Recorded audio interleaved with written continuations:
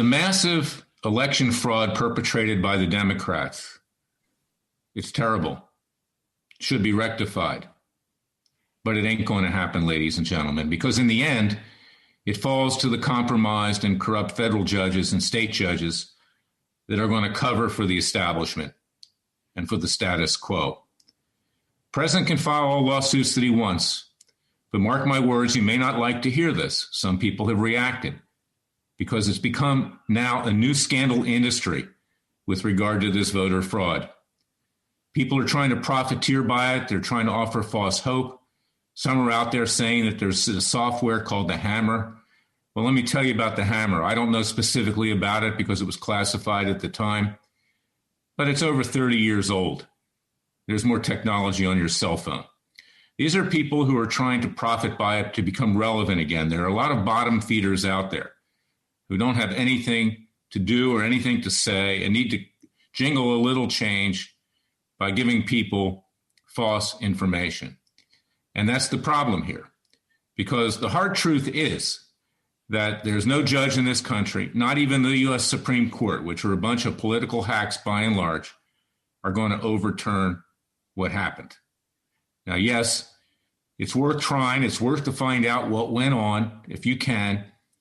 But when have we ever found out truly what went on?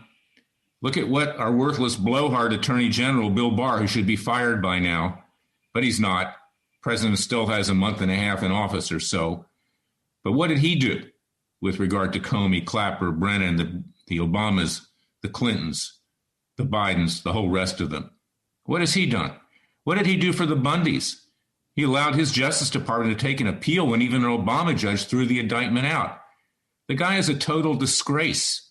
He's worse than a disgrace. He's corrupt.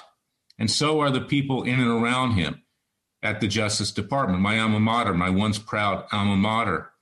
And that is why I wrote my book, It Takes a Revolution, Forget the Scandal Industry, because we need to wage a peaceful and legal revolution. Our founding fathers, as I said yesterday, when the bonds of government are broken, it behooves the people, with the grace of God, to dissolve those bonds and to form a new government by and for the people with God's grace. And that's what we're going to have to do, because all these criminals in Washington, leave them to commit crimes against themselves. And let's form our own government. Maybe we'll even nominate President Trump, and we'll do it peacefully and legally. I'm going to hold a meeting, whatever you want to call it, a Third Continental Congress in Philadelphia early next year. And we're going to decide where this country goes. We're going to have experts from all fields and activists and people who actually want to do something, not sell BS to the American people, that somehow something's going to save this country short of a peaceful and legal revolution. It won't. It won't. I've lived it now for 42 years. The answer is no longer at the ballot box. The answer is no longer in the courts.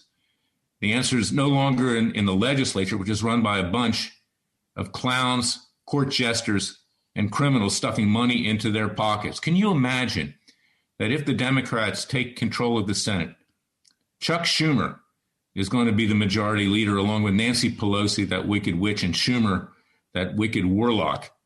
These people are dishonest to the core. They reek dishonesty. They're disgusting.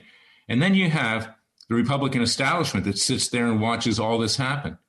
It's unbelievable. But, you know, the president's not without blame either, because he knew this was going to happen, and he got bad advice most likely, and he followed it. He let it happen. Maria Bartiromo said on Fox News last Sunday to Rudy Giuliani, "Why were you caught flat-footed?" Now it's a fait accompli. World leaders, except for a few. Ironically, Putin is the only one who's standing behind the president and says, "I'm not going to congratulate Biden until there's a final result and certification."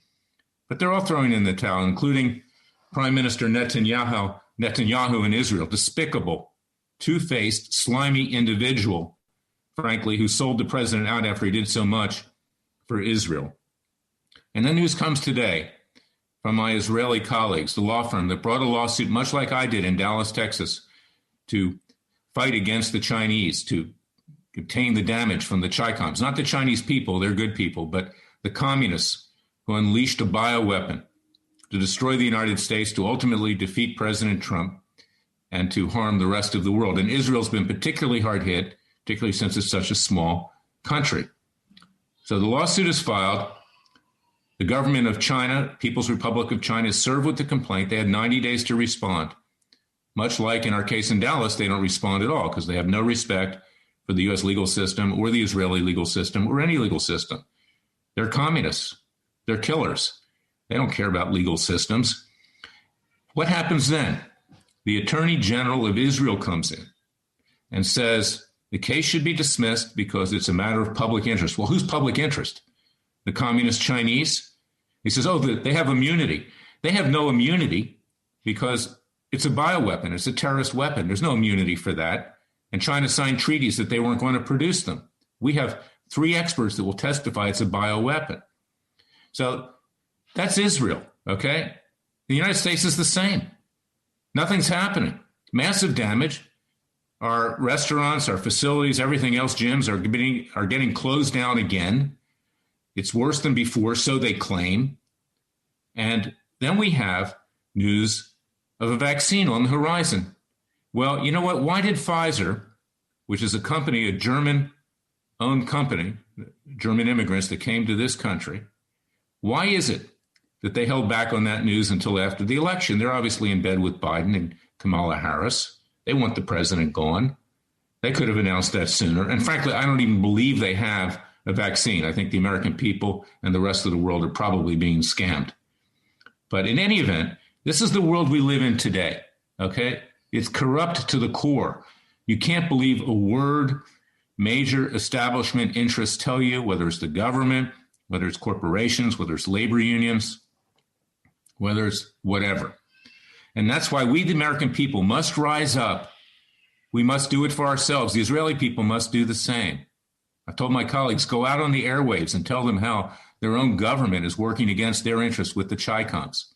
Okay? The public interest are the communists in China, not the people of Israel who are sick and dying. Same in the United States. The people have had it worldwide. They've had it.